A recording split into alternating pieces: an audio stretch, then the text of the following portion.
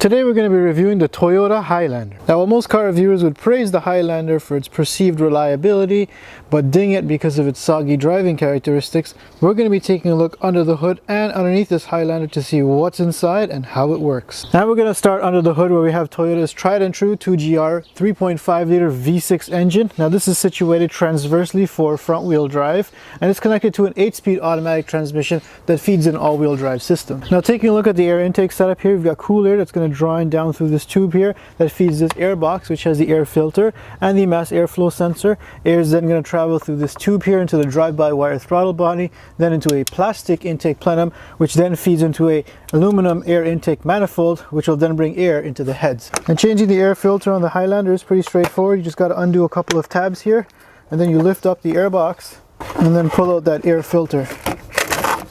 Now with the airbox removed, you can see it frees up a lot of space on top of the transmission, as well as we can now see the drive-by-wire throttle body and that plastic intake plenum. Now Toyota is still using its air acoustic induction system powered by a vacuum switch, which they've been doing for more than 20 years now. I do have another video linked above if you want to see how that works, but essentially it's got a flap inside of here actuated by a valve, which is going to change the airflow characteristics in this intake plenum according to engine load. Now located right on the front valve cover here is your PCV valve, as well as the PCV hose as it draws air back into the intake plenum. Next we're going to take a look at the ignition system, and like many other vehicles it uses a coil on plug design, which means that the front 3 spark plugs are very easy to access on this engine. However, the rear 3 spark plugs, like with most transverse V6 engines, are buried underneath this plastic intake plenum, which you have to remove in order to access them at the rear bank over here. Next, taking a look at the fuel system on the Highlander, what set Toyota apart many years ago was that they came up with this dual injection system, which means that this engine is both port and direct injected,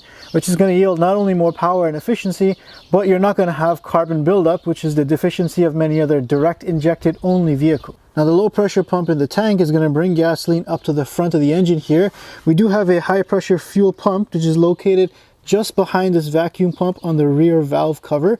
That's going to pressurize the fuel and then bring it down to this fuel rail here, which is going to directly inject it into the cylinders. Now in addition to that, we've got another low pressure line here that's going to feed your regular port injectors, which are located right here on the air intake plenum before it goes down into the valves. That's what's going to be responsible for helping keep those valves clean, because they wash them off from any carbon deposits. Now looking at the oil setup, this does use a common 5W20 weight oil with your oil filler located right here and the dipstick right up at the front here. Now taking a look underneath the body of the Highlander, things are fairly flat and covered up with the exception of the center section here for the exhaust. Now that's a good thing because it's going to prevent salt water from splashing up on any vital components during the winter and help a little bit with airflow at higher speeds. Now with those beauty covers removed, you can see you've got clear access to the engine on this side and the transmission over on this side. Now underneath the engine here, it's unfortunate that you still have to remove a cover in order to do an oil change. You've got your drain port over on this side, and then you've got a cartridge style oil filter up on this side. Pretty easy to access, but you might need a special tool to unlock it. Now you'll see that this uses a steel lower oil pan that bolts to the aluminum upper oil pan that ultimately attaches to the block. And looking up underneath the front manifold, you can see this here is where the oil cooler is located. It's just a heat exchanger that draws oil out from the engine and cools it off. You can see they have these 2 oil supply lines here that are made of metal that bring oil out from the block on this side. Now in earlier 2GR engines, these oil lines were made of rubber and they would burst, causing an oil leak. Now looking on the passenger side of this engine bay, you can barely make out the drive belts. You can see down inside of here is where your water pump is going to be. Then up at the front here is the alternator. And then down at the bottom there's your AC compressor. This whole setup is best accessed from down below. And here's a look at the drive belt setup from down below. You can see we've got the tensioner located over here, which is easy to change the drive belt.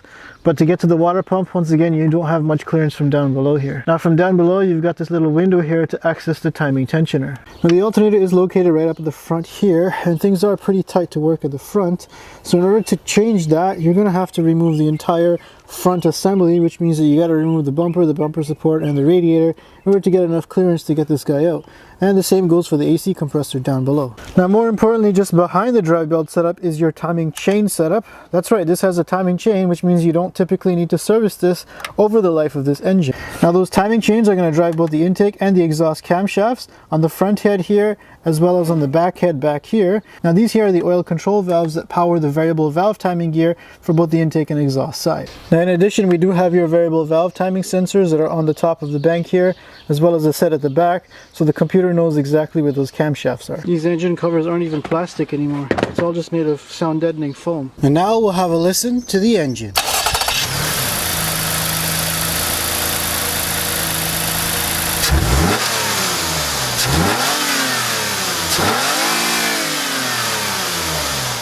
Next, we're going to take a look at the cooling system on the Toyota Highlander. Now this is where I think Toyota's really shortchanged those who have to do maintenance here. For example, if you want to access the radiator, which is buried down inside of here, you have to remove the entire front end of this vehicle, including the bumper skin and the bumper support, in order to get that radiator, condenser, or the fan assembly out. Coming from the radiator, you've got this lower radiator hose that goes into this plastic assembly here, and this entire assembly is part of the thermostat. There's no separate thermostat like in the older vehicles. Problem is, in order to access this thermostat, you need to get in behind here to access some of these bolts to pry it off of the engine. Now the first step in Toyota's book to remove this is actually to remove the entire transaxle assembly from the vehicle, just because you don't have enough space here. Now further to that is this is where the water pump is located, and because you have to remove that thermostat assembly and there's not much room to locate here, Toyota also makes you remove the entire transaxle assembly in order to get that water pump out, just because there's so little clearance. Now having tight water pump access has been a thing since the 2GR engine came out in a transverse V6 orientation almost 15 years ago, so you think they'd either improve the access or make their water pumps more reliable. That's traditionally been a weak spot on these engines. Now as for the rest of the cooling system, here you can see the radiator hose coming off on this side of the engine here, and it goes into this plastic bypass tube over to the other side of the V. From there it also splits off and goes inside of the cabin to your heater hoses. Now a little bit more interesting is that those heater core hoses actually have this bypass here that runs over to this side where it's got this auxiliary water pump. And here's a look at the cooling fan setup. There's just a single cooling fan on the Highlander. And here's a look at that cooling fan setup from underneath, along with the drain petcock valve. Now at the top here they do give you a radiator cap, but it's a plastic extension off of the radiator, and then the hose that goes out to your coolant expansion tank. Now here's one thing I really appreciate about Toyota sticking to an old school design. Here you can see they got a stamped steel front subframe, but unlike many newer vehicles, not only does it tie the control arms together over here and here, but it extends back to the front over here, straight up to the front radiator support. So essentially you've still got a full box frame all the way around here that supports the engine and everything underneath here, as opposed to just being chopped off right here at the control arms and everything up at the front here just being plastic. So here you can see the lower radiator cradle, also made of steel, and it's also got this extension that comes off of that subframe here and comes out to a lower bumper rebar over here. That's to protect you from any impact at lower distances, in addition to the bumper rebar at the top here. So you've actually got two separate bumper rebars protecting you. And of course that steel radiator cradle continues all the way up to the top and across the top and inside of here supporting the wheel well. Now in a lot of newer vehicles, all the radiator cradle is just made of plastic, and the only steel that extends to the front is the single bumper reinforcement. Everything else here is plastic, and there's no front subframe reinforcement. Now while this design is going to be a little bit more heavier, I think it's going to be a little bit more sturdy, especially in a moderate to low speed crash, because you don't have a lot of things to crumple under here compared to say plastic, which is going to instantly disintegrate. Now the front part of this subframe has even got one of these vibration isolators that's made of rubber. Now taking a look at the Highlander's front suspension, you can see things are fairly simple here with the McPherson strut design. Now that bolts up to this aluminum front knuckle here. You've also got your sway bar linkage over here that goes to the sway bar and then over the steering rack. Here you've also got the inner and outer tie rod. Now this suspension design is pretty much as simple as it gets. You have a stamped steel lower control arm here. Replacing this control arm is pretty straightforward. You just got two bolts that are easy to access there, and your other frame bolt over here. And down over on this side of the control arm you have a bolted on ball joint with that castle nut, which means that you don't need a press to change out your ball joint. Now one of the things I like about aluminum knuckles is you've got a bolted on bearing, so it's just 4 bolts and you could easily change that out. You don't need a press to change it out. Now while a McPherson strut design isn't going to be the best off-road, it's definitely a good compromise when it comes time to repair this down the road, because things are going to be pretty simple to work on and cheap to replace. Now taking a look at the Highlander's rear suspension here, you can see we've got a multi-link suspension design. We've got a shock absorber located over here that bolts directly to the knuckle. You've got an upper control arm here and then a rear lower control arm over here that carries the weight of the spring. Now down around this side you've got a rather large trailing arm and then a front upper control arm over here that ties into the knuckle. Now I think Toyota Toyota's done a little bit of cost cutting back here because there's absolutely no aluminum. Everything here is made of steel, including the knuckles and even the subframe. Now, a multi-link suspension design has become commonplace on a lot of mid-size SUVs like this one because of its good handling characteristics. Now, some brands have executed it a lot better, making it a lot easier to work on because it is quite a complex design. Now, Toyota, for one, has made some interesting changes to the typical multi-link setup. Replacing the shock absorber, for one, is pretty straightforward. You got a bolt at the top there and a bolt at the bottom there. And then inside of the lower control arm is this little stabilizer link that connects to the sway bar that goes over to the other side.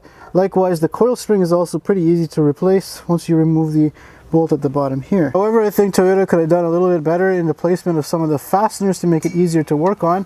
Here's your front upper control arm. If you got the bolt located over there, right up against the subframe bushing. Now, the manual actually calls for you to remove the entire rear subframe in order to take this arm out and change it. Now, that's because this bolt here has to come out this way, but it's going to clash into the subframe. And on the opposite side, you've got the nut, which they should have put the bolt on because it's much easier to access and remove it this way. And just put the nut on the other side. Now, here's another look underneath of that front arm and the clearance you have to deal with for that bolt. Suppose you could try to remove this bracket here and see if you'll get enough clearance to take out this bolt without dropping the whole subframe. Now, for the upper control arm, the situation's even worse. They also do call for you to remove the entire rear subframe, which would include the differential, any exhaust work, and any extra brake lines and everything, in order to change this upper control arm in case these bushings do wear out, because the bolt is located over on this side and you don't have any access here to get in with a ratchet or anything. Things are pretty tight. However, on this side here, there's a little bit more space for you to fit a ratchet in. So if they had just plugged the bolt in from this side and weld the nut on that side, you might be able to get away with replacing it without dropping this entire unit. Now, looking from underneath there, you can see there is a camber bolt on the rear lower control arm with a very interesting plastic cover here for aerodynamics. And then here you've got the other camber bolt on the front upper arm. Luckily though, the rear trailing arm isn't as difficult to replace, with most of the bolts accessible. And here's another look at that stamped steel subframe from underneath for the rear suspension. I like that they've capped off these bolt holes here where your trailer accessory hitch would bolt in so it doesn't corrode. Now, while the front B-bar was made of aluminum, the rear one is made of steel, so they kind of cheaped out back here. At least they give you a temporary spare tire, not a fix-a-flat kit. By the way, this is where the heater hoses and AC line goes in for the rear HVAC system. Next, we'll take a look at this 8-speed automatic transmission in the Highlander. Here, with the gearbox removed, you can see we've got clear access to the top of it here, with this plastic cover being your valve body cover. Now, just in front of that valve body, you can see the two lines that come off and go to the transmission cooler, which is a separate unit from the radiator. Now, at the top of the transmission, you've got easy access to the starter motor, which is just under this battery tray. You might have to be changing this out soon if your vehicle's got the idle stop start system. Now, something tells me exposed copper isn't a really good idea, because if I remember correctly, copper is going to oxidize over time. And just behind the starter motor is the cable linkage to change the gears, and that's because this has a cable operated shifter, not one of those fancy electronic ones. Now, what's missing from this transmission is, of course, a dipstick, which means that you can't check the quantity or quality of transmission fluid that's inside of here as easily. Instead, they give you drain and fill ports, with the fill port located off to the side here, best access from down below. Now, taking a look at the transmission from underneath, once again you can see the valve body cover and the drain port located over here. Now, from underneath here, if you follow those transmission lines, you can see it comes to the transmission cooler, which is a small separate unit off to the side here, separate from the radiator. Now, once the 8-speed automatic transmission is done deciding what gear it's going to be, it's going to send the power out to this front differential and then over to this transfer case. Now, that transfer case has got a fill port up here and a drain port located down there, because its fluid is separate from the transmission fluid, and you will have to service that after a while. Now, the transfer case is going to take some of that power from the front wheels and distribute it along this drive shaft that runs down the length of the vehicle above the exhaust shield. Now, that drive shaft is then going to come to the back here to power this rear differential. Now, what's interesting about this rear differential in the Highlander is it has torque vectoring, which means that not only does it bring power to both rear wheels, it can choose which wheel it sends more power to when you're powering through a corner, so that can help rotate the vehicle. It's a little bit better and more complicated than a regular open differential slip and grip style system that you find in many other SUVs. Now, at some point you will have to change the differential fluid in here, so you've got your fill port over here and your drain port located down here. Now taking a look under the hood of the Highlander, it does have its fair share of electronics and wiring harnesses that are underneath the hood that run to each of the sensors. Over here we do have your battery, and this is where your computer is. Now the computer is set back a little bit from the front of the vehicle, so if you do get into a minor collision, hopefully it doesn't sever any of these wires, although it does have this big wire down here that runs to all the components. It kind of looks like a coolant hose pipe if you compare the size. Now the fuse box on the driver's side is pretty easy to get to, and it's nicely labeled, and they also give you a fuse puller and some extra fuses, but the real joke is the fuse box on the passenger side. There is no fuses in here. There's literally just 2 relays and 2 small fuses, and that's pretty much it.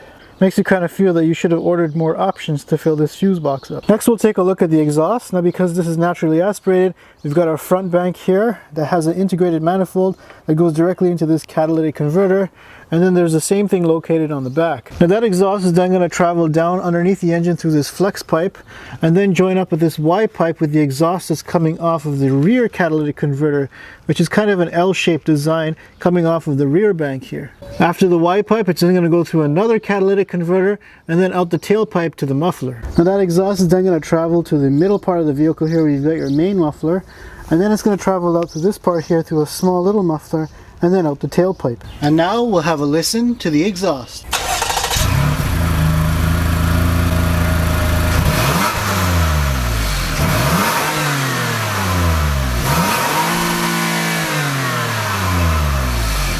Now the Toyota Highlander has 4 engine mounts. You've got one on the passenger side here, then one under the battery on the transmission side. Then up at the front here, we've got this one here, which is actually an active engine mount that works with vacuum pressure. Now a lot more modern vehicles have switched to an electronic engine mount. Now underneath the vehicle, there's the rear engine mount, which mounts to this steel subframe. Next we'll take a look at the braking system on the Highlander. Now we'll start over here where you have your master cylinder. Now it's got a small tank on it, which feeds off of this much larger tank, and that's just because it's a little difficult to access underneath this windshield cowl here. Now in and behind there you have a brake booster. Now that's vacuum powered, but if you follow that line, it actually does not lead up to your air intake plenum. It's fed off of this vacuum pump located down inside of here. It's actually driven off of the intake camshaft on the rear bank. Now this is something you'd see in more efficient hybrid designs or turbocharged engines where the vacuum in the intake isn't enough to drive the braking system, but in this case they did choose to do it even though it's naturally aspirated. Now the master cylinder is then going to feed your ABS actuator located way down inside of the corner there behind this auxiliary water pump. Now that ABS actuator is going to be responsible for your autonomous braking features as well as your regular traction and stability control. I like that Toyota is using its emblem for the front radar as well as these sensors up high in the bumper here as opposed to down at the bottom here where it could be subjected to off-road damage at your local soccer field. Now taking a look at the front brake setup on the Highlander, you can see we've got a dual piston design here that drives a good sized brake pad on this disc rotor. Now while on paper this might be sufficient for the Highlander's size, now driving this particular vehicle with only 60 kilometers on the odometer, I felt that these brakes were not really sufficient for the size of the vehicle. It's almost as if I was towing another 5,000 pounds behind me. Now taking a look at the rear brake setup on the Toyota Highlander, you can see you have a nice sized rear disc rotor with your floating caliper design, but they kind of cheesed out on the size of the pad. It's actually pretty small here, something you'd find on like a Camry or something. You can only imagine when you load up this vehicle with payload or maybe tow a trailer, I don't think these brakes are going to be very sufficient. Now tagging along behind that rear brake rotor is this electric parking brake actuator. Now luckily if you do have to do a rear brake job on one of these, there is a manual way. You can put in a Torx bolt here and unwind this. You don't need a special scan tool in order to disable it. Now the Highlander has an electric power steering setup. Here you can see where the shaft is going to come down to the steering rack, which is mounted directly to the subframe. Now it does use a rack mounted power steering motor located over here. Now usually these are pretty reliable, but if it does fail, you actually have to remove the entire transaxle assembly or maybe just drop the subframe in order to get access to it. Now the fuel tank is mostly located underneath the left side of the vehicle and it is made of plastic. Now overall I think the Highlander is a good entrance to the SUV market, especially with its proven 2GR 3.5 liter engine and a conventional automatic transmission. Under the skin though, I do have to take away points for having harder to maintain items such as the cooling system and the rear suspension. It just gives you a lot of extra labor for something that should otherwise be a lot simpler to replace. So if you're looking for more of an old school SUV, I think the Highlander is an excellent entry. Just make sure you keep it rust proof because everything underneath is all steel. Now make sure you follow me on Instagram to find out what the next car review is going to be and subscribe for more videos just like this one.